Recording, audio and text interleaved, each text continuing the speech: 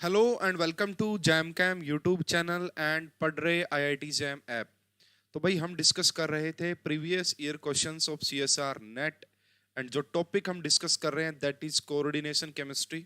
Inorganic chemistry में काफी ज्यादा पूछे जाने वाला टॉपिक है कोऑर्डिनेशन केमिस्ट्री। तो पार्ट 1 हम डिस्कस कर चुके हैं जिसमें हमने नवंबर 20 से लेके एंड नवंबर 22 तक के क्वेश्चंस को डिस्कस कर लिया था। अगर अभी तक आपने पार्ट 1 को नहीं देखा तो आप जरूर देख लीजिएगा। वीडियो के डिस्क्रिप्शन में भी लिंक डाल देंगे और आपको पूरी एक प्लेलिस्ट भी मिल जाएगी। आज हम डिस्कस करेंगे कोऑर्डिनेशन केमिस्ट्री का पार्ट नंबर 2। इसमें दिसंबर 2019 की दोनों शिफ्ट के क्वेश्चंस रहेंगे, जून 2019 के क्वेश्चन होंगे एंड दिसंबर 18 सीएसआर नेट के क्वेश्चंस होंगे। लगभग 25 प्लस क्वेश्चंस इस वीडियो में भी रहने वाले हैं। ठीक है, अगर आप सीएसआर नेट या गेट की प्रिपरेशन कर रहे हैं तो आप हमसे टेलीग्राम पे जुड़ सकते हैं। टेलीग्राम के लिए आप सर्च कीजिएगा CSIR कैम या फिर वीडियो के डिस्क्रिप्शन में भी आपको ग्रुप का चैनल का लिंक मिल जाएगा। हमारी ऐप पे बहुत जल्दी हम क्या करेंगे, एक फ्री कोर्स डिजाइन करेंगे प्रीवियस ईयर क्वेश्चंस का सीएसआर नेट के लिए। तो आप अभी फिलहाल एक बार ऐप को डाउनलोड करके रख लीजिएगा। फ्यूचर में आपको यहाँ पे सीएसआर नेट और गेट के लिए कंटेंट देखने को मिलेगा। ये 2 कॉन्टैक्ट नंबर है, अगर आपको किसी प्रकार की भी इंफॉर्मेशन चाहिए तो आप इन पे कॉन्टैक्ट कर सकते हैं। तो चलिए भाई स्टार्ट करते हैं, बिल्कुल भी टाइम वेस्ट ना करते हुए। सबसे पहले हम डिस्कस करेंगे दिसंबर 2019 की ये पहली शिफ्ट है। पहली शिफ्ट के क्वेश्चन होंगे, यानी कि जो ऑल इंडिया लेवल पे एग्जाम हुआ था। इसके अलावा दिसंबर 19 में मेघालय एंड असम रीजन के लिए भी एक अलग से एग्जाम हुआ था, तो उसके क्वेश्चंस भी मैंने यहाँ पे लिए हुए हैं। सबसे पहला क्वेश्चन आप यहाँ पे देखिएगा, क्या कहा गया है यहाँ पे, correct order of molar excitation coefficient क्या आ रहा है, यानी कि इंटेंसिटी पूछ रहे हैं आपसे, इंटेंसिटी है ना, value of the visible region. देखिए स्टूडेंट, सबसे पहले हम यहाँ पे ये कंपेयर कर लेते हैं कि ये दोनों है ऑक्टाहेड्रल और ये कैसा है, टेट्राहेड्रल। तो आप सभी को पता होगा कि जो ऑक्टाहेड्रल होते हैं दैट इज लेपोर्टे फॉरबिडन, वो लेपोर्टे फॉरबिडन होते हैं। और जो टेट्राहेड्रल होता है वो लेपोर्टे पार्शियली अलाउड होते हैं। इसीलिए tetrahedral complex are more intense as compare to octahedral. ठीक है, बहुत सही बात है। इसका मीनिंग ये बात समझ में आ गई कि इन दोनों के कंपैरिजन में तो ये वाला कॉम्प्लेक्स ज्यादा इंटेंस रहेगा, इसका जो मोलर एक्साइटेशन कोफिशिएंट है वो ज्यादा रहेगा। अगर आप सिर्फ इसको भी देख पाइए, सबसे कम देर का हटा दो इस ऑप्शन को, यहाँ पे सबसे ज्यादा देर का पॉसिबिलिटी हो सकती है, यहाँ पे ये टेट्रा ऑक्टा से कम देर का हटा दो इसको, यानी कि हमारा आंसर या तो 2 आएगा या 3 आएगा, या तो 2 आएगा या 3 आएगा। अब इन दोनों में कैसे कंपैरिजन करते हैं, वैसे तो देखिए यहाँ पे ये ऑर्डर बिल्कुल सही दिया हुआ है। देखो ये जो Mn का केस आपको नजर आ रहा है, ये बेसिकली होता है D5 हाई स्पिन। और आप सभी को पता होगा जो D5 हाई स्पिन ऑक्टाहेड्रल में होता है वो आपका स्पिन भी फॉरबिडन होता है। लेपोर्टे तो फॉरबिडन होता ही होता है, साथ में वो आपका स्पिन भी फॉरबिडन होता है। ठीक है, तो इसलिए ये वेरी लेस इंटेंस होता है Mn वाला कॉम्प्लेक्स। ठीक है, अब यहाँ पे क्लोरोफिल दे रखा भाई। क्लोरोफिल आपको बायो इनऑर्गेनिक केमिस्ट्री में पढ़ाया जाता है ना। वहां पे यहाँ पे जो आपका कलर होता है क्लोरोफिल का, आप सभी को पता है ग्रीन कलर होता है, वो पाई टू पाई स्टार ट्रांजिशन की वजह से होता है और दिस इज मोस्ट इंटेंस। इनमें से अगर आप बात करोगे ये ज्यादा इंटेंसिटी शो करता है, इसलिए इस क्वेश्चन का करेक्ट आंसर आएगा सेकंड। इस क्वेश्चन का करेक्ट आंसर आएगा सेकंड।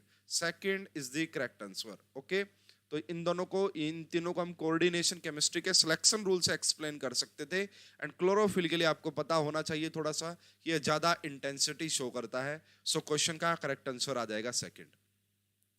नेक्स्ट क्वेश्चन देखिएगा, question number 2। For octahedral copper +2 है। ये एक्सियल ईपीआर स्पेक्ट्रम आ रहा है इसका। तो ज्योमेट्री बताओ क्या होगी, एक तो कॉपर +2 की and orbital containing unpaired electron. तो देखिए भाई, मैंने आपको पहले पार्ट में भी ऐसे बहुत सारे क्वेश्चन करवाए थे। कॉपर +2 का मीनिंग होता है D9। कॉपर +2 का मीनिंग होता है D9 और D9 का मतलब होता है T2G के अंदर 6 एंड EG के अंदर 3, यानी कि इजी अनसिमेट्रिकल। और जहां पे भी इजी अनसिमेट्रिकल होता है वहां पे होता है जेड आउट। क्या होता है, जेड आउट। और जेड आउट का ही दूसरा नाम क्या होता है, बेसिकली आपका टेट्रागोनली इलोंगेशन। टेट्रागोनली इलोंगेशन। तो देखो टेट्रागोनली इलोंगेटेड होगा, कंप्रेस्ड नहीं होगा, जेड इन नहीं होगा, यहाँ पे इन दोनों में से आंसर आएगा। अब बात कर रहे हैं कि जो अनपेयर्ड इलेक्ट्रॉन है ना वो किस ऑर्बिटल में आएगा। अगर मैं आपको जेड आउट की स्प्लिटिंग लास्ट क्लास में भी मैंने पार्ट 1 में भी एक्सप्लेन की थी, अभी दोबारा से बता देता हूं। जेड आउट में सबसे ऊपर होता है d x square minus y square, उसके बाद यहाँ नीचे होता है डी जेड स्क्वायर, उसके बाद यहाँ पे होता है आपका डी एक्स वाई, और यहाँ पे होते हैं आपका d y z and z x, d y z and z x. अब डी के अंदर 9 इलेक्ट्रॉन है, तो कैसे भरेंगे भाई डी के अंदर 9 इलेक्ट्रॉन? 1 2 3 4 5 6 7 8 9, कैसे भी भर के देख लेना। जो आपको अनपेयर्ड इलेक्ट्रॉन दिखाई देगा वो d x square minus y square के अंदर दिखाई देगा, जो अनपेयर्ड इलेक्ट्रॉन दिखाई देगा वो d x square minus y square के अंदर दिखाई देगा। इसका मतलब यहाँ पे ये जेड आउट तो सही है, लेकिन डी जेड स्क्वायर में अनपेयर्ड इलेक्ट्रॉन नहीं होता है, जो अनपेयर्ड इलेक्ट्रॉन है वो d x square minus y square के अंदर होता है। सो इस क्वेश्चन का करेक्ट आंसर आ जाएगा ऑप्शन नंबर फर्स्ट। ठीक है भाई, option number first is the correct answer. Next question की हम बात यहाँ पे कर लेते हैं। ठीक है, नेक्स्ट क्वेश्चन क्या कहता है? यस, देखिएगा भाई, इसके ऊपर इस बार जैम है ना, जैम 23 में भी क्वेश्चन आया था इस कॉम्प्लेक्स के ऊपर। The most stable vanadium species in the aqueous medium, aqueous medium में बताइए कि मोस्ट, देखो ये बेसिकली होता क्या ना, VO2 होता है, ये VO दिखा सकते हो आप इसको, ये क्या होता है आपका कुछ इस प्रकार से VO होता है। तो यहाँ पे अगर आप बात करोगे एक्वस मीडियम में ये क्या कॉम्प्लेक्स बनाता है, तो एक्वस मीडियम में बनाता है ये वाला कॉम्प्लेक्स। यहाँ पे 5 वाटर होते हैं और 1 O होता है, और ये आपका यहाँ पे +2 ऑक्सीडेशन, यहाँ पे इसकी ऑक्सीडेशन स्टेट आपका ये वाली ही रही होगी, है ना। एक मिनट भाई, इन दोनों में से वेरीफाई करना पड़ेगा कि कौन सा करेक्ट आंसर होगा। अगर मैं आपको दिखाऊं कि इसकी स्ट्रक्चर कैसे बनती है, IIT जैम में इसकी स्ट्रक्चर से रिलेटेड क्वेश्चन पूछा गया था। तो यहाँ पे OH2 लगा दो, यहाँ पे OH2 लगा दो, यहाँ पे आपका OH2 लगा दो, यहाँ पे आपका OH2 लगा दो। हालांकि वो क्वेश्चन थोड़ा सा अलग फॉर्मेट का था, फिलहाल यहाँ पे इस क्वेश्चन का करेक्ट आंसर आएगा ये वाला। ये इस कॉम्प्लेक्स की स्ट्रक्चर होती है, ये इस कॉम्प्लेक्स की स्ट्रक्चर होती है। तो अब देखिए भाई, वेनेडियम यहाँ पे +3 आपको दिखाना है। अगर वेनेडियम आपको +3 दिखाना है, इसके ऊपर तो कोई चार्ज नहीं होता, इसके ऊपर -2 का चार्ज होता है, इसको बाहर लेके जाओ, यानी कि इस क्वेश्चन का करेक्ट आंसर आएगा आपका option number 3 option is correct, है ना। वेनेडियम यहाँ पे +3 ऑक्सीडेशन स्टेट में आपको देखने को मिलेगा। तो इस क्वेश्चन का जो करेक्ट आंसर है दैट इज ऑप्शन नंबर 3। ठीक है, तो चलिए भाई अब हम नेक्स्ट क्वेश्चन पे चलते हैं। नेक्स्ट क्वेश्चन हमारा क्या कहता है? नेक्स्ट क्वेश्चन क्या कहता है? यस, ये देखिए, in the electronic spectrum of this the number of charge transfer band and their origin बताइएगा। तो अगर हम बात करते हैं IR की, IR यहाँ पे +4 ऑक्सीडेशन स्टेट में है, तो ये कोबाल्ट वाली फैमिली में ही आता है ना। तो ये बेसिकली अगर ये +4 हो तो ये D5 रहा होगा यहाँ पे। और ये आप सभी को पता है कि जो अगर आपका 4D या 5D सीरीज की मेटल्स होती हैं वो सारे लो स्पिन होते हैं। कैसे होते हैं, है ना, वहाँ पे सारे लिगेंड स्ट्रॉन्ग फील्ड लिगेंड के तौर पे काम करते हैं और वो सारे कॉम्प्लेक्स आपका लो स्पिन होते हैं। यहाँ से ये बात तो हमें समझ में आ गई कि यहाँ पे 1 2 3 4 5, तो यहाँ पे जो आपको चार्ज ट्रांसफर देखने को मिलेगा वो 2 देखने को मिलेंगे, 2 चार्ज ट्रांसफर आपको देखने को मिलेंगे। ठीक है, तो 2 यहाँ पे भी है और 2 यहाँ पे भी है। इसका मीनिंग इसको हटा देते हैं, इसका हटा देते हैं। अब यहाँ पे ये कह रहे हैं कि जो चार्ज ट्रांसफर होगा वो लिगेंड टू मेटल ट्रांसफर होगा और वो लिगेंड टू मेटल ट्रांसफर होगा। ठीक है, अब ये कह रहे हैं कि यहाँ पे जो ट्रांसफर देखने को मिलेगा वो σ2 T2G and σ2 A1G star. A1G star में नहीं मिलता स्टूडेंट, वो इजी में मिलता है, इजी स्टार आप इसको बेसिकली बोल सकते हैं, इजी स्टार में मिलता है। इस क्वेश्चन का करेक्ट आंसर आएगा 3। अभी मैं एक बार दोबारा से इसको एक्सप्लेन करता हूं काफी अच्छे तरीके से। इसके लिए आपको थोड़ा बहुत आइडिया होना चाहिए LFT का, लिगेंड फील्ड थ्योरी का आइडिया होना चाहिए। अब यहाँ पे जो लिगेंड लगा हुआ BR, इसको हम जनरली सिग्मा डोनर लिगेंड आप बोल सकते हैं। सिग्मा डोनर लिगेंड की कहानी होगी यहाँ पे। तो जब आप इसका स्प्लिटिंग बनाएंगे, सिग्मा डोनर पाई डोनर आप बोल सकते हैं, तो यहाँ पे जो मेटल होगी, मेटल की तरफ से यहाँ पे आ जाते हैं नॉन बॉन्डिंग, मेटल की तरफ से ये आ गए T2G नॉन बॉन्डिंग। और ऊपर कौन होता है, यहाँ पे इजी वाले होते हैं। ऊपर यहाँ पे कौन होता है भाई, इसको 3 डब्बे बना के दिखाओ तो वैसे दिखा देना, आपकी मर्जी, 1 2 3। और ये होते हैं नॉन बॉन्डिंग वाले मेटल, जब आप इसका देखते हैं। और ये होता है आपका EG स्टार। ठीक है, और यहाँ पे आपका क्या रहे होंगे भाई, ये अब ये मेटल से आए हैं, ये मेटल से निकले हैं, तो इसी प्रकार यहाँ पे लिगेंड के भी LGOs रहे होंगे, LGOs से निकले हुए होंगे, ऑर्बिटल्स वो रहे होंगे। तो यहाँ पे अगर आप देखेंगे, मैं आपको यही बताने की कोशिश कर रहा हूँ कि यहाँ पे आपका क्या देखने को मिलेगा, ligand to metal charge transfer होगा। और एक आपको देखने को मिलेगा यहाँ से, यानी कि ये क्या हो गया जी आपका सिग्मा, ये सिग्मा ही होता है बेसिकली। एक यहाँ से जाएगा T2G में और एक यहाँ से आपका जाएगा कहाँ पे, इजी स्टार में। तो ये आपका दो टाइप के चार्ज ट्रांसफर देखने को मिलेंगे, इसलिए इस क्वेश्चन का करेक्ट आंसर आएगा थर्ड। इसलिए इस क्वेश्चन का करेक्ट आंसर आएगा थर्ड। चलिए जी नेक्स्ट क्वेश्चन पे चलते हैं। नेक्स्ट क्वेश्चन स्पाइनल से रिलेटेड है, इजी, बिल्कुल इजी क्वेश्चन मैं इसको कहूंगा क्योंकि सब कुछ आपको एक्सप्लेन कर दिया है। तो ये दिसंबर 19 के अंदर ही पूछा था, फर्स्ट शिफ्ट। तो यहाँ पे आयरन Fe, यहाँ पे क्रोमियम दे रखा है, यहाँ पे ये वाला कॉम्प्लेक्स दे रखा है। इन्होंने बता दिया ऑलरेडी कि ये वाला नॉर्मल स्पाइनल है, ये वाला, और ये कह रहे हैं कि जो सेकंड नंबर वाला ये इनवर्स स्पाइनल है। अब बताओ क्या करेक्ट होगी। तो देखिए अगर पहले वाला नॉर्मल स्पाइनल है तो Fe+2 गया होगा टेट्राहेड्रल में। लोअर ऑक्सीडेशन स्टेट कहां पे जाती है, टेट्राहेड्रल में। एंड क्रोमियम+3 कहां पे गया होगा, ऑक्टाहेड्रल में, अगर ये नॉर्मल स्पाइनल है तो ठीक है। वहीं पे अगर ये आपका निकल+2, अगर ये इनवर्स स्पाइनल है तो ये पक्का ऑक्टाहेड्रल में गया होगा, निकल+2। एंड यहाँ पे जो गैलियम+3 है वो कहां पे गया होगा, वो टेट्राहेड्रल में गया होगा। यही मीनिंग है ना, यही मीनिंग होता भाई। चलिए अब देखते हैं, ये कह रहा है कि Fe+2 क्या ऑक्टाहेड्रल साइट में जाएगा, नहीं। अगर Fe+2 ऑक्टा में जाता तो वो आपका इनवर्स स्पाइनल होता है। ये कह रहे हैं कि Fe+2 जाएगा टेट्राहेड्रल में एंड निकल+2 वाला जाएगा ऑक्टाहेड्रल साइट में। यस बिल्कुल करेक्ट है, ये बिल्कुल करेक्ट है। सो हमारा इस क्वेश्चन का करेक्ट आंसर होगा second.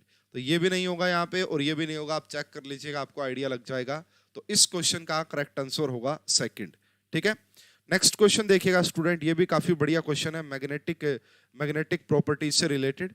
The correct match off spin only magnetic moment. एक ये वाला कॉम्प्लेक्स आपको गिवन है यहाँ पे और दूसरा आपका ये वाला कॉम्प्लेक्स गिवन है। तो बताइए कि क्या, और टेम्परेचर यहाँ पे 300 केल्विन, जनरली हाई टेम्परेचर होता है। जब भी आपको एक से ज्यादा लिगेंड दिखाई दे इस टाइप के कॉम्प्लेक्स में, अगर टेम्परेचर हाई है, अगर आपका टेम्परेचर कैसा है, हाई, तो वो हाई स्पिन कॉम्प्लेक्स होते हैं, है ना। अगर टेम्परेचर हाई है तो हाई स्पिन कॉम्प्लेक्स, अगर टेम्परेचर लो है तो लो स्पिन कॉम्प्लेक्स। फिलहाल यहाँ पे 300 केल्विन है, एक हाई क्या कैसा होता है, हाई टेम्परेचर है तो हाई स्पिन कॉम्प्लेक्स रहा होगा। तो यहाँ पे अगर आप इसको देखेंगे तो ये बन जाएगा आपका Fe+2, है ना, Fe+2, क्योंकि इसके ऊपर -1 का चार्ज होता है, PHEN के ऊपर कोई चार्ज नहीं होता। तो ये बन गया D6। और मैंने आपको बताया कि ये हाई स्पिन बनेगा क्योंकि यहाँ पे ये कैसा हो गया आपका, है ना, हाई टेम्परेचर है, तो ये हाई स्पिन ऐसे हो गया। तो अनपेयर्ड इलेक्ट्रॉन आप देख पा रहे होंगे, है ना, फर्स्ट वाले कॉम्प्लेक्स के अंदर, यानी कि ए के अंदर जो अनपेयर्ड इलेक्ट्रॉन है वो 4 है। और 4 अगर अनपेयर्ड इलेक्ट्रॉन, तो फॉर्मूला क्या लगता है मैग्नेटिक मोमेंट का, √n × n+2। और आप लगा के देख लीजिएगा तो जो आपका यहाँ पे मैग्नेटिक मोमेंट आएगी दैट इज 4.89 ना, 4.89 आएगी। इसका मीनिंग इसको भी हटा, मतलब ये पॉसिबल हो सकता है ना, ये पॉसिबल हो सकता होगा, यानी वो बाद में देखेंगे। जीरो तो नहीं होने वाली है, एक ही जीरो नहीं होने वाली। इस कॉम्प्लेक्स की अगर बात करते हैं, यहाँ पे ये भी Fe+2 है, बट यहाँ पे क्या लगा हुआ स्टूडेंट, PHEN, जो कि एक पाई एक्सेप्टर लिगेंड होता है। और जो पाई एक्सेप्टर लिगेंड होते हैं वो स्ट्रॉन्ग फील्ड लिगेंड होते हैं। अगर वो स्ट्रॉन्ग फील्ड लिगेंड है तो ये लो स्पिन कॉम्प्लेक्स रहा होगा। अगर ये लो स्पिन कॉम्प्लेक्स रहा होगा तो यहाँ पे कोई भी अनपेयर्ड इलेक्ट्रॉन नहीं रहे होंगे। 1 2 3 4 5 6, तो यहाँ पे 0 अनपेयर्ड इलेक्ट्रॉन है। अगर यहाँ पे 0 अनपेयर्ड इलेक्ट्रॉन तो इसकी मैग्नेटिक मोमेंट भी 0 रही होगी। सो इस क्वेश्चन का करेक्ट आंसर आएगा ऑप्शन नंबर 3, ऑप्शन 1 नहीं होगा, क्योंकि बी की मैग्नेटिक मोमेंट 0 आएगी, कोई भी अनपेयर्ड इलेक्ट्रॉन यहाँ पे नहीं है, ठीक है। अब यहाँ पे भी आप कहोगे जी PHEN तो था, मैंने आपको बताया ना यहाँ पे कि बेसिकली आपको टेम्परेचर देखना है। अगर टेम्परेचर यहाँ पे कम होता तो ये लो स्पिन हो जाता, बट अभी यहाँ पे हाई टेम्परेचर है। अब आप कहोगे जी आपको कैसे आइडिया लगा हाई टेम्परेचर है, तो भाई देखो जब आपको कंसेप्ट पढ़ाते हैं ये तब एक्सप्लेन किया जाता है सब कुछ, ठीक है। चलिए जी नेक्स्ट क्वेश्चन पे। यस, ये रिएक्शन मैकेनिज्म से रिलेटेड क्वेश्चन है, बढ़िया क्वेश्चन है। The correct statement about base hydrolysis of this complex. देखिए यहाँ पे क्या है ना, पिरिडीन के देखेंगे तो ये प्रोटॉन डोनेट नहीं कर सकता है, यहां से ये ऐसा बेस नहीं कि प्रोटॉन डोनेट करे। अगर ये प्रोटॉन डोनेट नहीं कर सकता तो ये रिएक्शन जाती है नॉर्मल SN1 मैकेनिज्म से। हाँ, अगर इस पिरिडीन के जगह अमोनिया होता फिर ये SN1CB मैकेनिज्म शो करती, बट फिलहाल यहाँ पे ये SN1 होगी। अगर ये SN1 है तो देखो क्या इसका जो रेट एक्सप्रेशन यहाँ पे ये नहीं, OH की कंसंट्रेशन से कोई लेना देना नहीं होगा यहाँ पे, क्योंकि यहाँ पे ये सिंपल SN1 मैकेनिज्म से जाएगी। Reaction does not depend on the hydroxide ion concentration. Yes, बिल्कुल सही है, ये बिल्कुल सही है। क्या ये SN1CB मैकेनिज्म होगा? नहीं होगा। क्या यहाँ पे ये वाला इंटरमीडिएट इन्वॉल्व होगा? ये भी इंटरमीडिएट इन्वॉल्व नहीं होगा। तो जो वेरीफाइड और जो बिल्कुल सही आंसर है that is option number 2, option number 2। ठीक है, तो ये थे जी हमारे दिसंबर 19 की फर्स्ट शिफ्ट के क्वेश्चन। होप कि आपको सारे क्वेश्चन क्लियर हो गए होंगे। अब हम स्टार्ट करते हैं दिसंबर 19 की सेकंड शिफ्ट। ठीक है, और ये थोड़े से आपको साफ नहीं दिख रहे होंगे, लेकिन मैं यहाँ पे आपको बोल के बता दूंगा क्वेश्चन, ताकि आपको बिल्कुल अच्छे से क्लियर हो जाए। देखिए, among the following the complex easiest to reduce, इनमें से कौन सा कॉम्प्लेक्स ऐसा जो आसानी से रिड्यूस हो जाएगा? इनमें से कौन सा कॉम्प्लेक्स ऐसा जो आसानी से रिड्यूस हो जाएगा? तो देखिए, यहां पे अगर आप देखेंगे क्या डिफरेंस आपको नजर आ रहा है। पहली बात तो ये नजर आ रही है कि मेटल आपका +3 में ही है, मेटल सेम है, सिर्फ और सिर्फ लिगेंड का डिफरेंस नजर आ रहा है। अब जो PHEN आपको नजर आ रहा होगा, ये होता है पाई एक्सेप्टर लिगेंड। कैसा होता है ये? पाई एक्सेप्टर लिगेंड होता है। ये भी सिग्मा डोनर, ये भी पाई एक्सेप्टर होता है। और ये EDTA -1 है भाई, यहाँ पे अगर आपको ध्यान से ना दिखे तो ये EDTA -1 है। अब इस क्वेश्चन का आप करेक्ट आंसर क्या दे रहे होंगे वो आपको बताना है। देखिए, इस क्वेश्चन का करेक्ट आंसर होगा ऑप्शन नंबर फर्स्ट। कैसे भाई? वैसे तो मैंने रेफरेंस लिया था, इसका रेफरेंस मैं अभी लगाना भूल गया हूं। अभी मैं फटाफट से यहाँ पे आपको रेफरेंस इसका दिखा देता हूं कि इसका क्या रेफरेंस रहा होगा। मैंने ऑलरेडी इसका रेफरेंस आपका भेजना मैं भूल गया हूं, साथ के साथ में मैं भेज देता हूं। ये किसी और क्वेश्चन का रेफरेंस है, ठीक है ना? ये किसी और क्वेश्चन का रेफरेंस है, तो मैंने स्क्रीनशॉट लिया था भाई रेफरेंस का, एंड मैं अभी भेज देता हूं। इसका रेफरेंस काफी इंपॉर्टेंट है, एक रिसर्च पेपर से मुझे इसका रेफरेंस मिला था। ठीक है, तो रेफरेंस हमारे पास आ चुका है इस क्वेश्चन का, मैं एक बार आपको अभी एक्सप्लेन कर दूंगा। यस, ये देखिएगा स्टूडेंट, पहले तो इस रिसर्च पेपर का सोर्स आप देख लीजिए। तो इस रिसर्च पेपर का जो सोर्स है वो ये वाला है भाई, यहाँ पे। ठीक है, यहाँ पे ये पूरा इसका सोर्स है, ये वाला आप नोट कर लीजिएगा भाई एग्जैक्ट क्या है। तो यहाँ पे स्क्रीनशॉट लिया हुआ मैंने इसका, ये रहा। अब हम मेन बात पे आते हैं। तो इस रिसर्च पेपर में मेंशन किया गया है इसको, तो देखते हैं यहाँ पे कि क्या इसके बारे में बताया गया।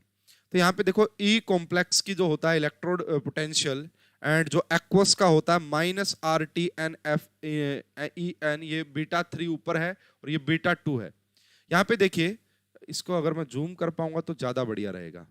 इसको मैं एक बार कोशिश करता हूँ वापस से, हम इसको थोड़ा सा, यस, अगर इसको हम अब जूम कर पाए। भाई मुझे पहले लगाना चाहिए था, लेकिन कोई बात नहीं, हम कोशिश कर रहे हैं इसको यहाँ पे अभी एडजस्ट करने की। अगर एडजस्ट हो पाता तो बहुत बढ़िया है, और नहीं होता तो फिर कोई और मेथड देखते हैं।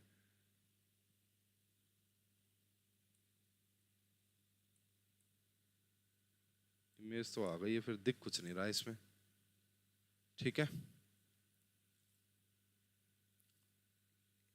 सॉरी फॉर डिस्टरबेंस, आपको जो डिस्टरबेंस हो रही है उसके लिए सॉरी, बट हम कर क्या सकते हैं, हमने ऐसा ही करना पड़ेगा।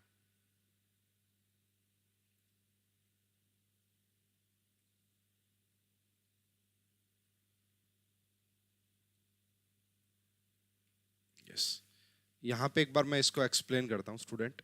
ठीक है, यहाँ पे मैं एक बार इसको एक्सप्लेन करता हूँ जूम करके पूरा, ताकि आपको अच्छे से क्लियरिटी मिले इसकी। ये क्वेश्चन अच्छा क्वेश्चन है।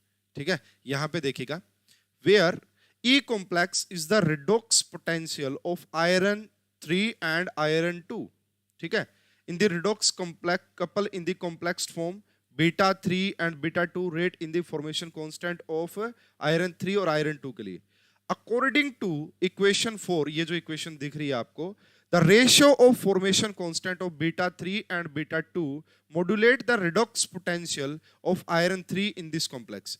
Therefore, ligand which stabilize iron 3, जो iron 3 को stabilize करेंगे more than iron 2, इसका मीनिंग ये रहा होगा कि बीटा 3 और बीटा 2 का रेशियो ग्रेटर देन 1 रहा होगा, है ना? एंड हेंस, यहाँ पे देखो एक मिनट, इसको मैं थोड़ा सा ऊपर कर देता हूँ। काफी बढ़िया जी, इसका सोर्स काफी अच्छा है यहाँ पे, और रिसर्च पेपर मैंने आपको मेंशन कर दिया था कि कौन सा है, वहां से देख लीजिएगा आप इसको और ज्यादा डिटेल में। तो यहाँ पे मैं बात कर रहा था, देखिए बहुत ज्यादा ऊपर उठा दिया भाई, थोड़ा सा नीचे करना पड़ेगा इसको। यहां तक बात कर रहे थे। Therefore the ligand which stabilize iron 3 more than iron 2 उनके लिए ये होगा। Hence जो E कॉम्प्लेक्स होगा वो लेस देन हो जाएगा एक्वा कॉम्प्लेक्स से।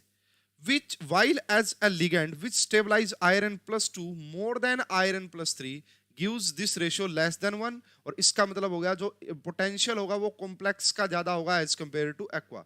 अब यहाँ पे देखिए ये वही आ गया, PHEN is a strong pi acceptor type bidentate ligand which two nitrogen donor site in the aromatic phenanthrene structure. The formation constant value इसके लिए जो होती है वो होती है भाई, जो +2 ऑक्सीडेशन स्टेट वाला उसके लिए होती है 21.3, एंड जो 3 ऑक्सीडेशन स्टेट वाला होता है फॉर्मेशन कांस्टेंट उसके लिए होती है 14.1, यानी कि सेकंड वाले की ज्यादा होती है। For PHN complex which 2 iron oxidation state +2 and +3, PHN form more stable complex with iron +2, है ना, देन आयरन +3। यानी कि यहां से नोट करने वाली बात क्या है कि ये देखो CN, वहां पे इस क्वेश्चन में क्या है, यहाँ पे CN भले ही पाई एक्सेप्टर लिगेंड हो, बट ये क्या होता है, ये बाइडेंटेट तो नहीं होता ना, ये चिलेट रिंग की फॉर्मेशन नहीं कर सकता। ठीक है, अब कहोगे जी चिलेट रिंग की फॉर्मेशन तो ये वाला भी कर सकता है, बट अब साथ में पाई एक्सेप्टर की भी कंडीशन यहाँ पे डाली गई इसमें, अगर आप इस रिसर्च पेपर में पढ़ रहे हैं तो। अब अगर ये कहानी क्लियर हो गई कि भाई जो आयरन है वो +2 फॉर्म में PHEN के साथ स्ट्रॉन्ग कॉम्प्लेक्स बनाता है, तो इसका मतलब वो Fe+3 से +2 में कन्वर्ट होना चाहेगा, इसीलिए उसका जो है वो इजिली रिड्यूस होना चाहेगा। अब यहाँ पे आगे देखिएगा, है ना, ये रहा, तो consequently the PHN complexed potential of iron +3+2 redox couple is higher than the free state redox potential at an equilibrium constant. This was calculated. Fe+3 reduce हो जाएगा, Fe+3 reduce हो जाता है Fe+2 में। होप कि आपको थोड़ी बहुत क्लियरिटी मिल गई होगी कि यहाँ पे अगर इसको आप देखना चाहते हैं तो FePHEN3, अब ये क्या करता है, ये क्या करेगा, आपका एक इलेक्ट्रॉन को गेन करेगा एंड कन्वर्ट हो जाएगा किसमें, FePHEN का थ्राइस एंड 2 पॉजिटिव में। क्यों, क्योंकि ये मोर स्टेबल कॉम्प्लेक्स बनाता है +2 में एज कंपेयर टू +3। तो इस पॉइंट ऑफ व्यू से इस क्वेश्चन का करेक्ट आंसर आएगा फर्स्ट। इस पॉइंट ऑफ व्यू से इस क्वेश्चन का करेक्ट आंसर आएगा फर्स्ट। होप कि आपको क्लियरिटी मिल गई होगी, कहानी समझ में आ गई होगी। ठीक है, नेक्स्ट क्वेश्चन देखिएगा स्टूडेंट, ये रिएक्शन मैकेनिज्म से रिलेटेड है। पहले मैं पूरी स्टेटमेंट पढ़ देता हूं, थोड़ी सी आपको साफ नजर नहीं आ रही होगी ना, वीडियो में कोई प्रॉब्लम नहीं है, ये PDF में ही प्रॉब्लम थी।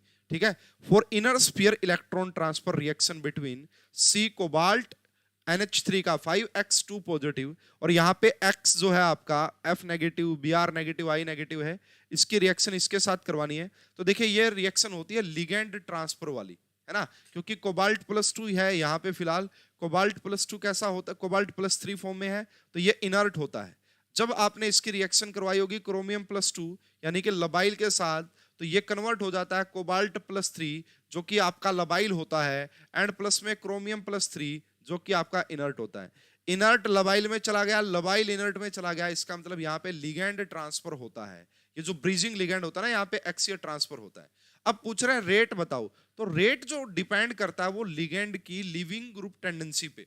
ये जो लिगेंड है फाइनली क्या होता है यहाँ पे, ये एक्स ब्रेक करेगा, इस कॉम्प्लेक्स से उसके पास जाएगा, तो यहाँ पे जो इसका लिविंग ग्रुप टेंडेंसी रही होगी ना X नेगेटिव की, उसी हिसाब से बताएंगे। और आप सभी को पता कि I नेगेटिव सबसे अच्छा लिविंग ग्रुप होता है, फिर कौन होता है, Br नेगेटिव होता है, और F नेगेटिव तो पुअर लिविंग ग्रुप होता है। तो रेट डिपेंड करेगा यहाँ पे लिविंग ग्रुप टेंडेंसी पे। सो इस क्वेश्चन का करेक्ट आंसर आ जाएगा फोर्थ।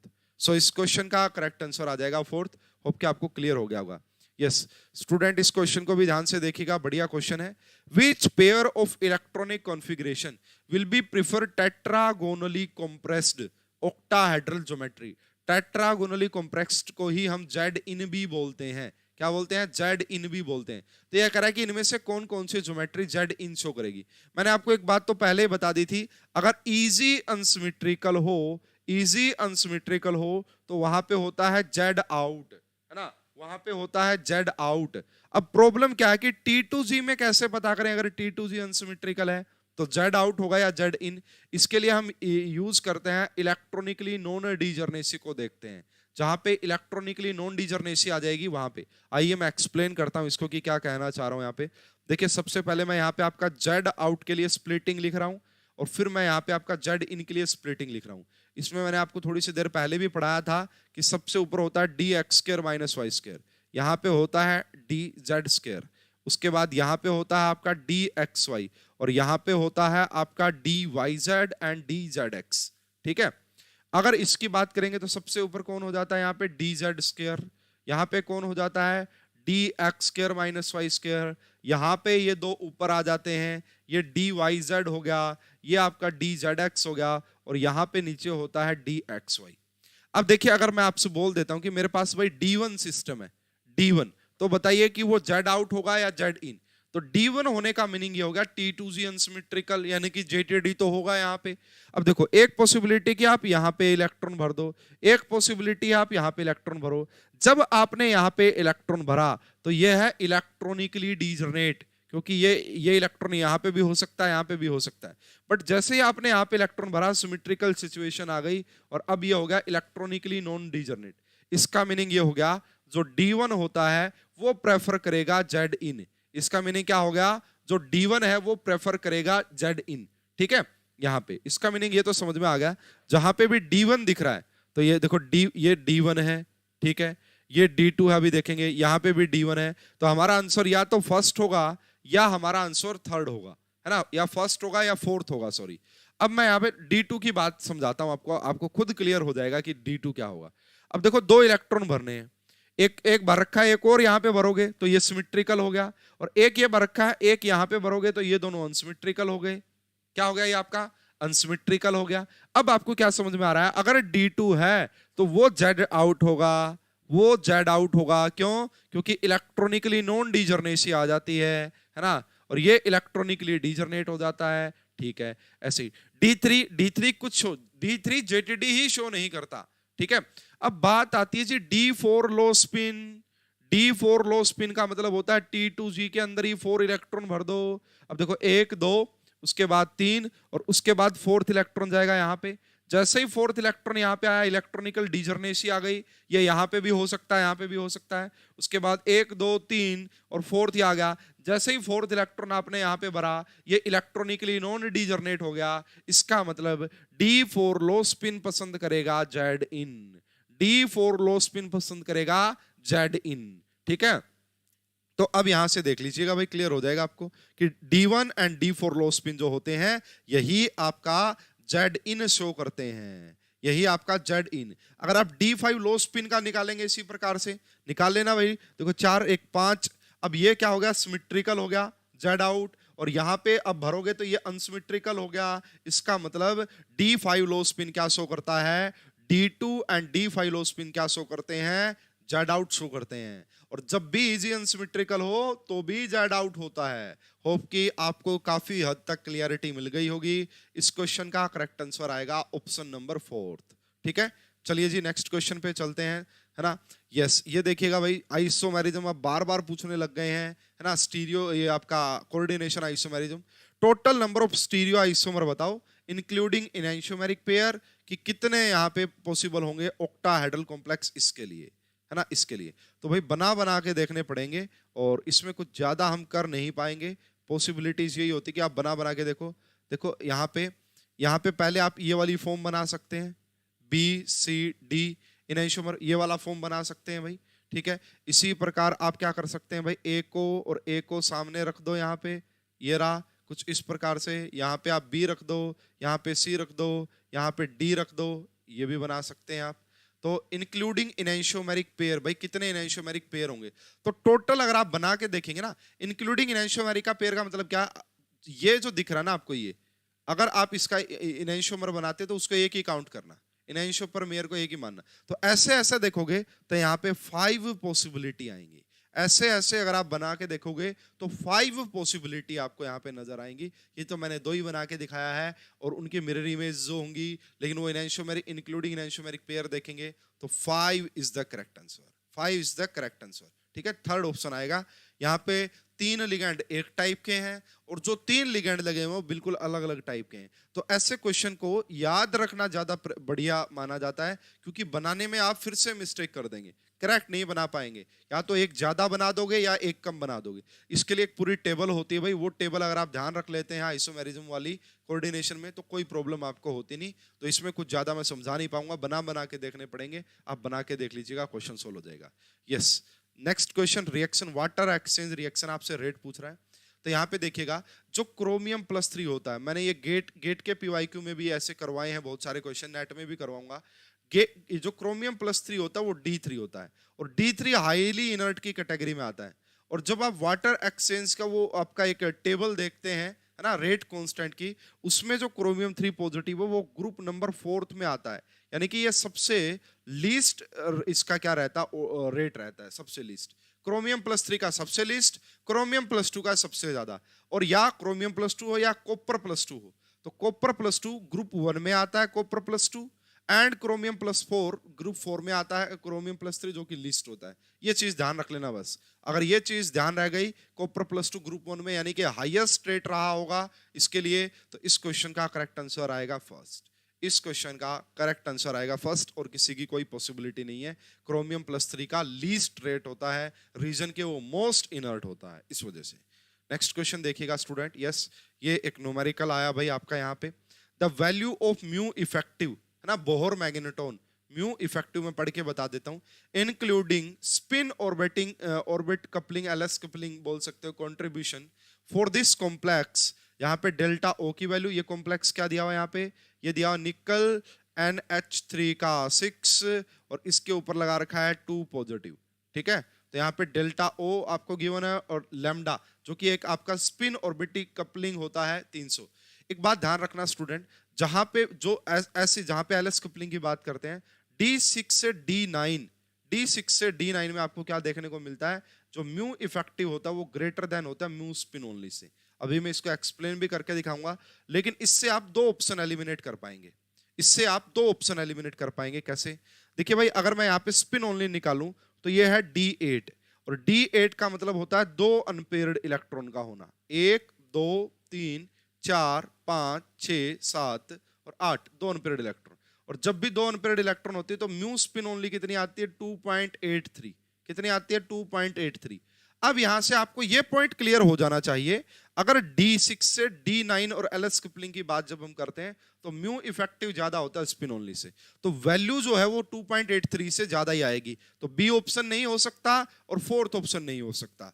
अब भाई ये होगी या ये होगी, इसके लिए हमारे पास एक फॉर्मूला होता है, तो आइए मैं वो फॉर्मूला आपको बता देता हूं। यहाँ पे क्या होता है, फॉर्मूला होता है, अगर आपको म्यू इफेक्टिव निकालना है तो वो होता है म्यू स्पिन ओनली, एंड यहाँ पे होता है 1 minus alpha lambda divide by o, alpha lambda divide by o. अब कहोगे जी ठीक है, हमें यहाँ पे डेल्टा ओ तो गिवन है, हमें लैम्डा की वैल्यू भी पता है, ये अल्फा कैसे निकालेंगे। अल्फा ऐसे निकाला जाता है, अल्फा की वैल्यू होती है 4, अगर आपका जो टर्म सिंबल है वो ए आ जाए, ए है ना, ए, अगर अल्फा की वैल्यू होती है 2, अगर आपका जो स्प्लिटिंग स्टेट है, जो आप ऑर्गन डायग्राम देखते हैं ना, अगर वो ई आ जाए, ई, अगर ई आ जाए तो 2 होती है, अगर ए आ जाए तो होती है आपका 4। अगर मैं यहाँ पे बात करूं D8, है ना, निकल वाला केस है, जब आप D8 की बात करते हैं तो ये केस होता है 2 होल ट्रांजिशन का, किसका, 2 होल ट्रांजिशन का। और उसके लिए हम ट्रिक क्या पढ़ते हैं, FATT, यानी कि यहाँ पे जो ground state crystal field state होती है दैट इज A2G होती है, यहाँ पे A2G। अगर A है तो यहाँ पे अल्फा की वैल्यू कितनी रही होगी, 4, सारा डाटा गिवन है। आओ 2.83 हो गया, ठीक है, यहाँ पे 1 हो गया, माइनस ये 4 आएगी, मैंने बताया क्यों, क्योंकि यहाँ पे ए टर्म होती है स्प्लिटेड वाली। लैम्डा की वैल्यू आपको गिवन है यहाँ पे -300, कितनी गिवन है, -300, तो माइनस यहाँ पे -300 लिख देता हूं मैं एक बार, और डिवाइड कर दो 12,000 से, जो कि आपको गिवन है यहाँ पे। इसको जब सॉल्व करें माइनस माइनस प्लस हो जाएगा, ठीक है, 2 0 से 2 0 एंड 12 से 12, ये आएगा 2.83 इंटू में 11 डिवाइड बाई आपका 10, और इसको जब आप सोल्व करोगे तो ये 3.11 इज द करेक्ट आंसर। क्या आ जाएगा, 3.11 इज द करेक्ट आंसर। हमारा इस क्वेश्चन का जो सही आंसर होगा that is option number first. Okay, बहुत सिंपल है, बहुत आसानी से बता दिया मैंने। अगर आपके पास D4 से लेके, है ना, अगर आपके पास D4 से D6 का केस होता, लो स्पिन या हाई स्पिन का, भाई एक अभी जानिए उसमें क्या होता है, म्यू D1 से लेके D4, D1 से शायद D4 होता है, D5 हाई स्पिन, तो यहाँ पे म्यू इफेक्टिव और म्यू स्पिन ओनली सेम ही होती है ना, D5 हाई स्पिन के लिए। अगर ऐसा कुछ केस है ना, ऐसा कुछ केस है तो उसके लिए एलएस कपलिंग में म्यू इफेक्टिव लेस देन होता है म्यू स्पिन ओनली से, ये भी ध्यान रखिएगा। तो फिलहाल ये क्वेश्चन आपको क्लियर हो गया होगा, ये फॉर्मूला आपको क्लियर हो गया होगा, अल्फा की वैल्यू कहां से निकाली है वो आपको क्लियर हो गया होगा, तो क्वेश्चन पूरा ही क्लियर हो गया। तो ये था जी हमारा जो दिसंबर 19 की second shift Meghalaya and Assam region का जो पेपर था उसके कोऑर्डिनेशन कंपाउंड के प्रीवियस ईयर पेपर का क्वेश्चंस का सॉल्यूशन। चलिए जी अब हम आ जाते हैं जून 19 में। पहला ही क्वेश्चन मैग्नेटिक प्रॉपर्टीज से रिलेटेड है, मैग्नेटिज्म से रिलेटेड है। ये कह रहा है भाई बताओ क्या स्टेटमेंट करेक्ट है। मैंने जस्ट अभी पिछले क्वेश्चन में आपको बताया, अगर कहीं पे D5 हाई स्पिन हो, सिर्फ एक केस ऐसा होता है, अगर कहीं पे D5 हाई स्पिन हो तो वहां पे जो म्यू इफेक्टिव होता है वही इक्वल होता है म्यू स्पिन ओनली के। सिर्फ एक केस आपको मिलेगा, बाकी जगह या तो म्यू इफेक्टिव कम होगा या म्यू इफेक्टिव ज्यादा होगा, है ना। उसमें ऑर्बिटल कंट्रीब्यूशन का भी रोल होता है, उसमें एलएस कपलिंग का भी रोल होता है। फिलहाल D5 हाई स्पिन के लिए ये बात आप ध्यान रखिएगा, D5 high spin spin forbidden होते हैं, आप सभी को पता होगा। तो ये आपका mu effective and spin only same होता है। तो यहाँ पे Mn+2 नजर आ रहा है, तो यहाँ पे जो म्यू ऑब्जर्व्ड है म्यू इफेक्टिव है, क्या वो म्यू स्पिन ओनली के इक्वल होगी? बिल्कुल सही है। क्या कोबाल्ट+3 पैरामैग्नेटिक नेचर का होता है? नहीं होता जी। मैंने आपको बताया है, गेट में भी क्वेश्चन करवाया है, जैम में भी क्वेश्चन करवाया है ये, कि जब भी कोबाल्ट+3 ऑक्सीडेशन स्टेट में होता है वो D6 होता है, और कोबाल्ट+3 के केस में ऑक्सीजन डोनर लिगेंड जो होते हैं वो स्ट्रॉन्ग फील्ड लिगेंड होते हैं। कैसे होते हैं वो? आपका स्ट्रॉन्ग फील्ड लिगेंड होते हैं, मतलब कि ये लो स्पिन कॉम्प्लेक्स रहा होगा। अगर ये आपका लो स्पिन कॉम्प्लेक्स है, इसका मीनिंग क्या कि यहाँ पे कोई भी अनपेयर्ड इलेक्ट्रॉन नहीं होगा। अगर यहाँ पे कोई भी अनपेयर्ड इलेक्ट्रॉन नहीं होगा तो ये डायामैग्नेटिक होगा। क्या म्यू ऑब्जर्व्ड ज्यादा होगी म्यू स्पिन से? नहीं होगी, हटा दो। क्या mu observed and mu spin equal होगी? ठीक है। और क्या ये डायामैग्नेटिक होगा? बिल्कुल सही है। हमारा इस क्वेश्चन का करेक्ट आंसर आ जाएगा ऑप्शन नंबर 3। हमारा इस क्वेश्चन का करेक्ट आंसर आ जाएगा ऑप्शन नंबर 3। चलिए जी नेक्स्ट क्वेश्चन पे चलते हैं। ये कह रहा है जो self exchange electron transfer fastest किसके अंदर होगी? फास्टेस्ट, ठीक है। तो देखो जो कोबाल्ट वाला केस होता है वो आता है आपका non bonding to sigma star, ये वाला इलेक्ट्रॉन ट्रांसफर, है ना। ये मैं करवा चुका हूं पहले वाले लेक्चर में भी बहुत। क्रोमियम वाला जो केस आता है that is sigma to non bonding to non bonding में आता है शायद ये, है ना। ये आता भाई non bonding to non bonding, नहीं non bonding to non bonding नहीं होता ये, हाँ non bonding to non bonding ही होता भाई, ठीक है। देखो सबसे ज्यादा जो रेट मैंने आपको बताया था पाई टू पाई स्टार का, फिर मैंने आपको बताया था non bonding to non bonding का, फिर मैंने आपको बताया था सिग्मा टू सिग्मा स्टार का। ये वाले कौन शो करते हैं? ये आयरन वाले शो करते हैं। और ये वाला जो लास्ट वाला जो मैंने बताया था non bonding to sigma star, ठीक है। तो इसका मीनिंग अगर देखा जाए यहाँ पे आयरन वाले शो करते हैं भाई, ये शो करता है sigma to sigma star, chromium वाले sigma to sigma star show करते हैं। तो अब ये दोनों का तो रेट कम होगा, क्योंकि जो आयरन वाले होते हैं यानी कि Fe जो नजर आ रहा है और Ru जो नजर आ रहा है, ये क्या शो करेंगे? Non bonding to non bonding. तो इन दोनों में से हमें रेट देखना है, इन दोनों में से हमें यहाँ पे रेट देखना है कि क्या होगा। अब देखिए भाई ये है आपका 4D सीरीज की मेटल और ये है आपका 3D सीरीज की मेटल। तो यहाँ पे जनरली ये देखा जाता है कि जो आपका रेट होता है that is inversely proportional to change in bond length, change in bond length. तो यहाँ पे ये देखा जाता है कि इसके केस में जो चेंज इन बॉन्ड लेंथ है वो ज्यादा होती है। अगर यहाँ पे ज्यादा होगी तो इसका रेट भी ये देखो, अगर ये ज्यादा होगी चेंज इन बॉन्ड लेंथ कम होती है, सॉरी इसमें क्या होती है? यहाँ पे चेंज इन बॉन्ड लेंथ कम होती है। अगर ये कम होगी तो इसका रेट बढ़ जाएगा। तो आयरन के कंपैरिजन में इसका रेट ज्यादा होता है Ru का। इस क्वेश्चन का करेक्ट आंसर आएगा ऑप्शन नंबर ए। इस क्वेश्चन का करेक्ट आंसर आएगा option number A. Outer sphere mechanism से आप इसको सोल्व करके देखिएगा। नेक्स्ट क्वेश्चन देखिएगा स्टूडेंट, ट्रांस इफेक्ट क्या क्वेश्चन है ये? For the reaction trans effect this, ये एक आपका स्क्वायर प्लेनर कॉम्प्लेक्स है और यहाँ पे जो X है ना, with O2 the order of variation of rate with X, ठीक है।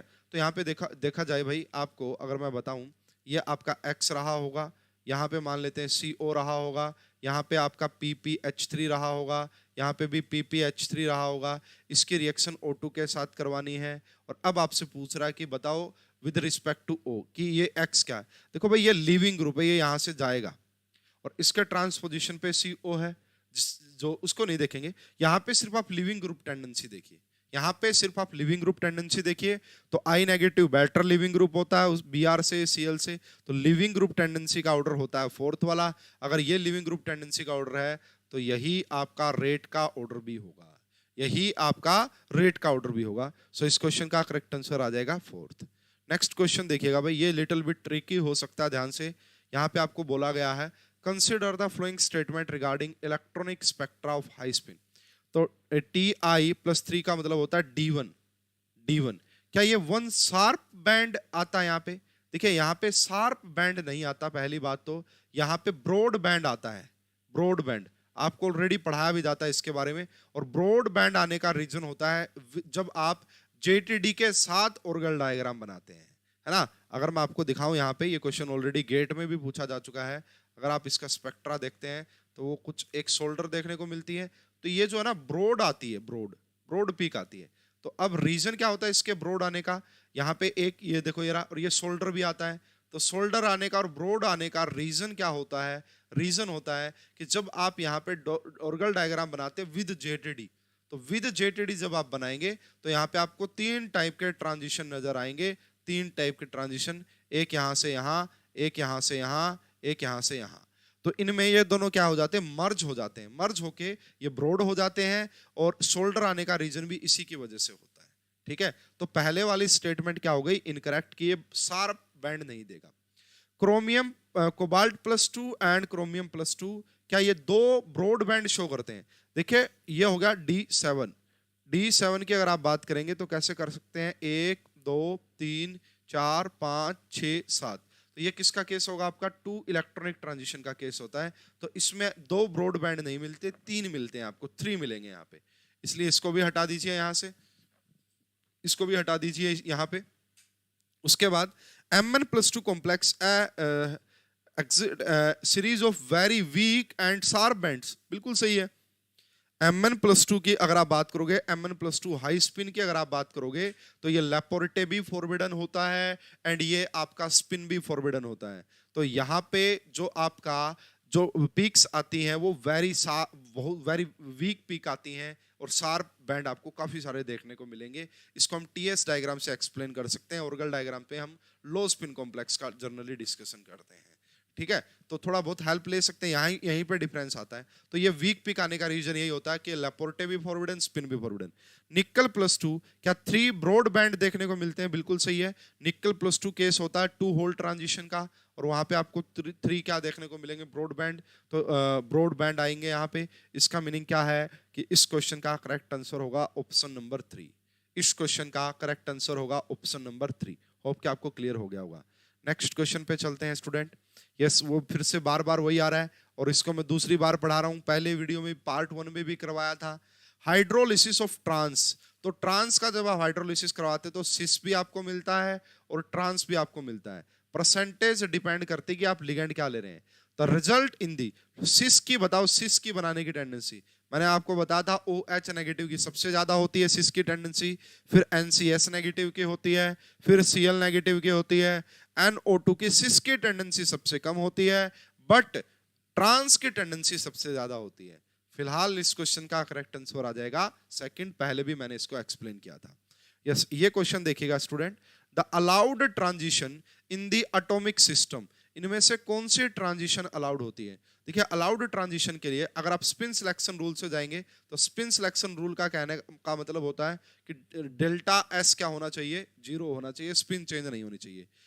लैपोरेटे वाला क्या कहता है? या तो 0 हो या फिर +-1 होनी चाहिए वैल्यू, है ना। और जो J है उसकी वैल्यू आपका जो है वो 0 के इक्वल ना हो।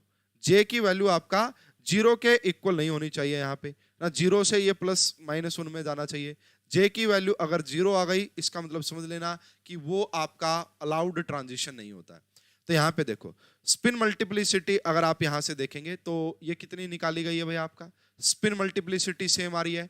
तो अगर स्पिन मल्टीप्लिसिटी सेम है तो आपका स्पिन क्वांटम नंबर सेम रहा होगा, और स्पिन क्वांटम नंबर सेम हो गया तो डेल्टा S 0 के इक्वल आ रहा है, ठीक है, मतलब ये वाला तो अलाउड है अगर इस पॉइंट ऑफ व्यू से देखा जाए तो। दूसरा आप यहाँ पे देखिए, ये आपका F है और ये आपका D है। इसके लिए जो कैपिटल L होता है दैट इज 3 और इसके लिए होता है 2। तो L की वैल्यू निकालेंगे, डेल्टा L की वैल्यू निकालेंगे तो वो आपका 0 के इक्वल आने वाली नहीं है, 0 से ज्यादा ही आएगी। इसका मतलब ये यहाँ से भी अलाउड है। और J की वैल्यू कैसे निकालते हैं भाई, यहाँ पे J की वैल्यू आप ये देख सकते हैं 4 - 3 करेंगे, ये 4 डेल्टा J की वैल्यू आ गई ये, तो ये भी आपका नॉट इक्वल टू 0 आ रही है। इसका मतलब क्या हो गया, ये पहले वाली ही जो आपका जो है एटॉमिक सिस्टम, इसके जो अलाउड ट्रांजिशंस देखने को मिलेंगे, है ना, अलाउड। इसमें क्यों नहीं देखने को मिला, 3 - 1 करोगे यानी कि यहाँ पे डेल्टा एस की वैल्यू 0 नहीं आएगी। इसमें डेल्टा एस की वैल्यू तो 0 हो गई, बट यहाँ पे J की वैल्यू 0 के इक्वल आ गई, डेल्टा J की वैल्यू। इसमें ये तो 0 के इक्वल हो गई, ठीक है, एंड 4 से आपका 2 चला गया तो ये भी ठीक नजर आ रही है। तो इसमें गड़बड़ कहाँ पे कर दी है, तो इसमें भी ये जो J की वैल्यू है ये आपका डेल्टा J की वो 1 के इक्वल आनी चाहिए, जो कि आपको इस ऑप्शन में नजर आ रही है। सो क्वेश्चन का जो करेक्ट आंसर है that is option number first, ठीक है, जून 19 का ही क्वेश्चन था। नेक्स्ट भाई ये क्वेश्चन देखिएगा, इसका रेफरेंस था वहां पे, considering sigma bonding only ammo diagram metal complex with TBP geometry. तो बताइए जो d orbitals which remains non bonding. Student अगर आपको याद है तो पहली वीडियो में भी मैंने आपको बताया था कि जो TBP होती है हमारी ट्राइगोनल बाइपिरामिडल, उसकी स्प्लिटिंग किस प्रकार से होती है। सबसे ऊपर होता है DZ², सबसे ऊपर कौन होता है, DZ²। उसके बाद यहाँ पे होता है ये बैरी सेंटर, और नीचे आपको यहाँ पे कौन देखने को मिलते हैं, DXY एंड DX² - Y²। और इससे नीचे कौन देखने को मिलता है आपका, ये होते हैं YZ एंड ZX। तो इसमें ये जो ऑर्बिटल्स आप देखते हो ना, DXY एंड DX² - Y², यही आपका नॉन बॉन्डिंग वाले होते हैं, यही आपका नॉन बॉन्डिंग वाले होते हैं। तो आपसे पूछा गया था कि नॉन बॉन्डिंग वाले बताओ कौन होंगे, सिग्मा डोनर अगर लिगेंड है तो ये दोनों ही होंगे। इस क्वेश्चन का करेक्ट आंसर आएगा 3। इसका रेफरेंस आप वहां से देख सकते हैं, जो मैं आपको दिखा रहा था, ये इसका रेफरेंस देख सकते हैं। देखिए ये डी मेटल्स के ऑर्बिटल, ये लिगेंड के, एंड यहाँ पे आप देखिएगा, सॉरी भाई मैंने वहां पे गलत आपको एक्सप्लेन कर दिया है, 1 मिनट इसको चेंज करेंगे वहां पे। तो ये देखने को मिलते हैं, देखो यहां से आपको एग्जैक्ट आइडिया लगता है। एक कंसेप्ट होता है भाई एंगुलर और overlap model, angular overlap model करके एक कंसेप्ट होता है। यहाँ पे देखो, the energies of d orbitals in TBP complex one ligand are sigma donor only. देखो ऑर्डर तो वही लिखा हुआ है यहाँ पे, लेकिन ऑर्डर तो वही लिखा हुआ, नॉन बॉन्डिंग की बात कर रहा है। तो नॉन बॉन्डिंग जो होते हैं यहाँ पे वो होते हैं DYZ एंड XZ। इसको आप जरूर एक बार चेंज कीजिएगा। ये बुक का रेफरेंस आप देख सकते हैं, इस बुक से मैंने ये उठाया है, और यहाँ पे एक टॉपिक होता है that is angular overlap model, उससे आप देखिएगा। सो इस क्वेश्चन का करेक्ट आंसर ये नहीं आएगा, ये नॉन बॉन्डिंग ये वाले नहीं होते हैं। नॉन बॉन्डिंग कौन से होते हैं, YZ एंड आपका ZX। ये DZ² दिखा रहा, हटाओ इसको, ये वाला सेकंड इस क्वेश्चन का करेक्ट आंसर आएगा। आप इसको एक बार जरूर चेक कर लीजिए, बिल्कुल करेक्ट आंसर है इसका सेकंड, ठीक है। तो थोड़ी बहुत मिस्टेक हो सकती है, आप ध्यान रखिएगा इस चीज के लिए। नेक्स्ट आगे बात करते हैं नेक्स्ट क्वेश्चन में। अब हम दिसंबर 18 के क्वेश्चंस पे पहुंच गए हैं। दिसंबर 18 ये वाला इंटरमीडिएट बना है, is detected in the reaction of this, इस कॉम्प्लेक्स की रिएक्शन, ठीक है, ये वाले, ठीक है। और ये भाई ये जो पेपर का जो रेफरेंस अगर आप पूछेंगे, इस पेपर का रेफरेंस है CSIR कोचिंग करके एक वेबसाइट है, वहां से मैंने लिया है, क्योंकि आपका CSIR कोचिंग करके एक वेबसाइट है, वहां से मैंने इसका ये क्वेश्चंस पेपर लिया, वहां से इसको डिजाइन किया है, ठीक है। अगर हम देखें यहाँ से, क्योंकि दिसंबर 18 का जो CSR नेट की वेबसाइट पे अवेलेबल है वो इतना मतलब अच्छी क्वालिटी का नहीं अवेलेबल था, ठीक है। The intermediate this is detected in the reaction of this in aqueous medium to produce this and this। तो बताइए कि मैकेनिज्म ऑफ द रिएक्शन क्या रहा होगा, है ना, मैकेनिज्म ऑफ द रिएक्शन क्या रहा होगा। तो यहाँ पे मैं बता रहा हूँ, यहाँ से लिगेंड कहाँ चला गया, इसके पास, आयरन के पास चला गया, यानी कि this is the example of ligand transfer reaction. और लिगेंड ट्रांसफर का जो मैकेनिज्म है, जो कहानी है, वो हम पढ़ते हैं इनर स्फीयर इलेक्ट्रॉन ट्रांसफर। वो कहाँ पढ़ते हैं हम, इनर स्फीयर इलेक्ट्रॉन ट्रांसफर में पढ़ते हैं। सो इस क्वेश्चन का करेक्ट आंसर आएगा C, ठीक है। The magnesium complex of EDTA2 negative, तो nitrogen donor and oxygen donor बताओ क्या है। तो EDTA 2 नेगेटिव क्या होता है, इथाइलिन डाइमीन टेट्रा एसीटेट। तो इसके अंदर आपका जो नाइट्रोजन डोनर होते हैं वो 2 होते हैं एंड जो ऑक्सीजन डोनर होते हैं वो 4 होते हैं। तो ये बहुत इजी क्वेश्चन है, बेसिक क्वेश्चन है। आपको EDTA की स्ट्रक्चर के बारे में एक्सप्लेन किया जाता है, वहां से आप इसको अप्रोच कर सकते थे। ठीक है, तो यहाँ पे अगर आप कुछ देखना चाहते तो कुछ इस टाइप की कहानी रही होगी। यहाँ पे नाइट्रोजन, यहाँ पे नाइट्रोजन, यहाँ पे आपका CH2 C double bond OH आ गया होगा, CH2 C double bond OH आ गया होगा क्योंकि 2 नेगेटिव चार्ज है। CH2 यह हेक्साडेंटेंट लिगैंड होता है भाई, क्या होता है, हेक्साडेंटेंट। तो यहाँ पे 4 तो ऑक्सीजन डोनर होते हैं, ये वाले ऑक्सीजन डोनर 4 और 2 आपका नाइट्रोजन, सॉरी 2 आपका नाइट्रोजन डोनर होते हैं। सो करेक्ट आंसर क्या आ जाएगा, A is the correct answer. Next question की बात करते हैं, कहां पे आपको the correct set of electronic configuration for the metal ions octahedral coordination geometry strong Jahn Teller distortion, कहां पे आपका स्ट्रॉन्ग जोन टेलर डिस्टोर्शन आपको देखने को मिलेगा। तो मैंने आपको बताया जहां पे इजी अनसिमेट्रिकल हो, जहां पे इजी अनसिमेट्रिकल होता है वहां पे आपको स्ट्रॉन्ग जेटीडी देखने को मिलता है। तो यहाँ पे इजी के अंदर एक इलेक्ट्रॉन अनसिमेट्रिकल, यहाँ पे भी इजी अनसिमेट्रिकल, यहाँ पे भी इजी अनसिमेट्रिकल। इसका मतलब इन्हीं के अंदर आपको स्ट्रॉन्ग जेटीडी। यहाँ पे देखो T2G अनसिमेट्रिकल था, यहाँ पे भी, यहाँ कोई भी अनसिमेट्रिकल नहीं था, ये जेटीडी ही शो नहीं करता ये, है ना। इसमें अगर आप देखेंगे तो ये T2G सिमेट्रिकल है, ये जेटीडी ही शो नहीं करता, ये भी जेटीडी ही शो नहीं करता। तो यहाँ पे स्ट्रॉन्ग जेटीडी की बात ही कहाँ से आई, ये सारे कैसे हैं, जेटीडी भी शो करेंगे एंड इन सभी में इजी अनसिमेट्रिकल है, और जहां पे इजी अनसिमेट्रिकल होता है वो स्ट्रॉन्ग जेटीडी शो करते हैं। नेक्स्ट क्वेश्चन की बात कर लेते हैं। यस, ये काफी बेहतरीन क्वेश्चन आपसे पूछा गया था।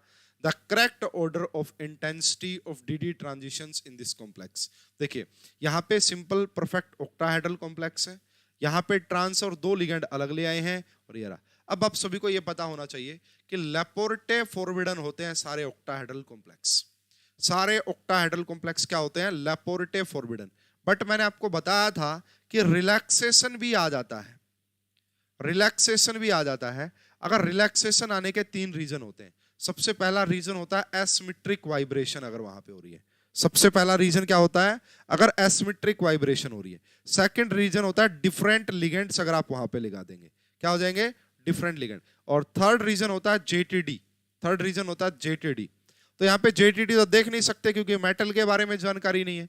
हाँ, ये जरूर देख सकते हैं कि ये परफेक्ट ऑक्टाहेड्रल है और यहाँ पे 2 लिगेंड डिफरेंट लगा दिए हैं। इसका मतलब इन दोनों की इंटेंसिटी ज्यादा रही होगी इससे, तो क्योंकि ये तो पक्का लैपोरेटे फॉरबिडन है। इसमें रिलैक्सेशन आ गया क्योंकि यहाँ पे 2 टाइप के लिगेंड लगे हुए हैं, इनमें डिस्टोर्शन होके एंड आपका इसमें रिलैक्सेशन मिलेगा। ठीक है, इन दोनों में कैसे कंपैरिजन करेंगे, अगर आपको आइडिया हो तो ट्रांस वाले की डाइपोल मोमेंट 0 होती है। अगर ट्रांस की डाइपोल मोमेंट 0 है तो कोई एसिमेट्रिक वाइब्रेशन देखने को नहीं मिलेंगे, इसमें आपको एसिमेट्रिक वाइब्रेशन देखने को मिलेंगे। तो ये वाला आपका ज्यादा इंटेंस रहा होगा क्योंकि यहाँ पे लैपोर्टे के अंदर ज्यादा रिलैक्सेशन देखने को मिलेगा। सो इस क्वेश्चन का करेक्ट आंसर आएगा ऑप्शन नंबर ए। इस क्वेश्चन का करेक्ट आंसर आएगा ऑप्शन नंबर ए। नेक्स्ट देखिएगा, यस ये क्वेश्चन देखिएगा, ये फिर से वही क्वेश्चन आ गया। Isomer A and B undergo base hydrolysis by forming trigonal bi pyramidal intermediate. TBP बनता है तो मैंने बताया था 2 प्रोडक्ट बनते हैं। अब यहाँ पे आपको देखना चाहिए क्या बताएंगे। तो यहाँ पे ये वाला जो है आपका, ये आपका सिस फॉर्मेट बना हुआ, आप ये सिस टाइप का है एंड ये आपका ट्रांस टाइप का है, ये आपका ट्रांस टाइप का है। ठीक है, तो सिस के जो सिस का मैकेनिज्म है, सिस में नॉर्मल आपका स्क्वायर पिरामिडल इंटरमीडिएट बनता है और वो फास्ट स्टेप होता है, फास्ट रिएक्शन होती है। तो ए फास्टर होगा, ये तो सही है, ए फास्टर रिएक्ट करता है बी से, और बी अगर ट्रांस है तो वो मिक्सचर ऑफ प्रोडक्ट देगा।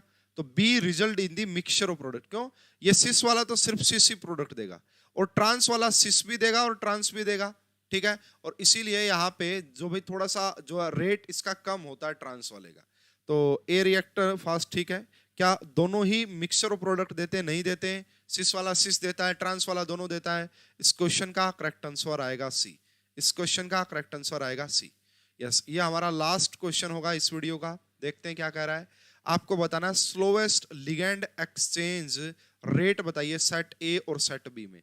देखिए ये है आपका मेन ग्रुप एलिमेंट्स के कॉम्प्लेक्स आपको नजर आ रहे हैं। तो यहां पे अगर नोट किया जाए, इनर्टनेस जो होती है आपका, इनर्टनेस वो डायरेक्टली प्रोपोर्शनल होती है ऑक्सीडेशन स्टेट के। क्यों भाई? अगर मान लीजिए ज्यादा ऑक्सीडेशन स्टेट हो रही है ना, जैसे यहाँ पे सल्फर +6 है, यहाँ पे अच्छा अच्छा अच्छा अच्छा ठीक है कोई बात नहीं, यहाँ पे ये आपका +4 है, यहाँ पे ये 5 है और यहाँ पे 3 है। जितनी ज्यादा ऑक्सीडेशन स्टेट रही होगी सल्फर के पास, उतना वो उस फ्लोरीन को पकड़ के रखेगा, है ना। जितना ज्यादा उसके ऊपर पॉजिटिव चार्ज, उतनी ज्यादा इलेक्ट्रोनेगेटिविटी, जितनी ज्यादा इलेक्ट्रोनेगेटिविटी उसको जाने नहीं देगा, ठीक है। तो inertness is directly proportional to oxidation state. तो यहाँ पे सबसे ज्यादा जो इनर्ट पूछा है, स्लोएस्ट लिगेंड बताओ कौन सा होगा, तो SF6 के केस में होगा। तो SF6 का हमें सिर्फ एक ऑप्शन नजर आ रहा है, SF6 का सिर्फ एक ऑप्शन नजर आ रहा है, यही हमारा आंसर भी होगा। इनमें देखोगे तो कैसे, इनमें अगर देखोगे चार्ज तो सेम है, ऑक्सीडेशन नंबर तो सेम है।